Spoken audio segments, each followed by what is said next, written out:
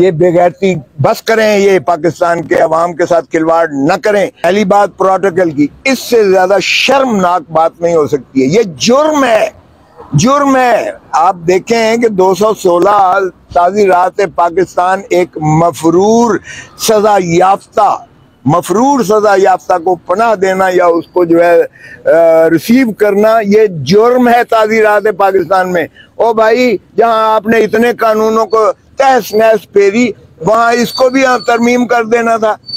क्योंकि अगर आम आदमी पाकिस्तानी यहाँ किसी मफरूर मुल्जिम को करता है तो आप उसे तो अंदर कर देते हो 216 में, कि आपने पनाह दी है इस मुजरिम को जो सजा याफ्ता भी है, जिसके खिलाफ परपेचुअल मुसलसल वारंट निकले हुए हैं, अदालती वारंट निकले हुए हैं।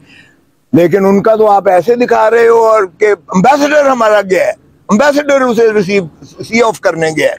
ओ भाई, शर्म आनी चाहिए। इसी से मतलब मकसूद ये था बताना कि हुकूमत हमारी है, इसका बताना ये मकसूद था कि ये तसलसल है पीडीएम की हुकूमत का।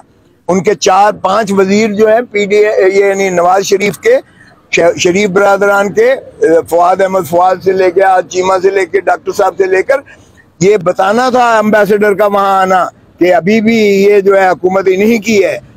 तो इन चीजों से अवाम को गुमराह आप नहीं कर सकते। इस बेईमानी और बददियानती से जिस तरह ये हुकूमत चलाई जा रही है, जिस तरह से प्री पोल रिगिंग आप कर रहे हो, जिस तरह से आपने अवाम के ऊपर जो है एक सुनामी बोझ डाल दिया है महंगाई का और तमाम तर अफरात ज़र का और हर चीज का, ये नवाज शरीफ पापाए रोम के आने से कोई फर्क नहीं पड़ेगा। आकर जरा देखें जो शहबाज शरीफ के साथ हुआ है, जो मरियम के साथ हुआ है। लोगों ने ठुड्डे मारे हैं गाड़ियों को और चोर चोर के नारे मारे हैं। आकर जरा ये भी देख लें, करें इलेक्शन कमीशन की भी इनकी बांदी और लौंडी बनी हुई है। क्यों नहीं ऐलान करते इलेक्शन का? करें।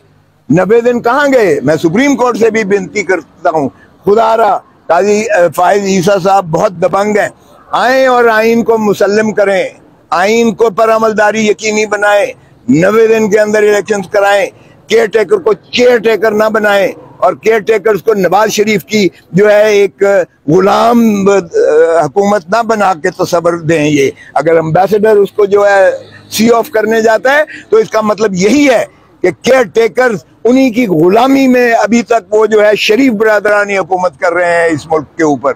और चोर और डाकू और मफरूर और सजा याफ्ता ने अगर इस मुल्क पर जो है हुक्मरानी करनी है तो फिर अल्लाह हाफिज है इस मुल्क का भी।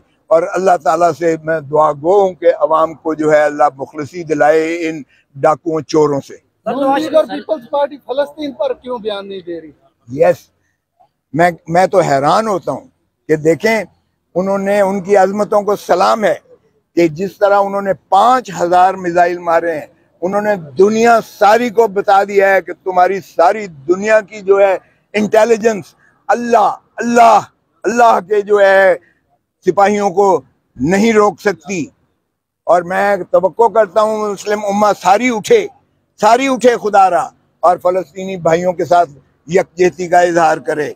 अरे भाई, अगर वो उन्होंने गाजा में जिस तरह से बमबारी कर रहे हैं, जिस तरह से वो फलक बोश इमारात को जमीन बोस कर रहे हैं, जिस तरह से बच्चे मर रहे हैं, जिस तरह से बूढ़े औरतें बिलक रही हैं, जिस तरह से चीखें दिखा रहे हैं, दुनिया का जमीर क्यों कर नहीं जागता है?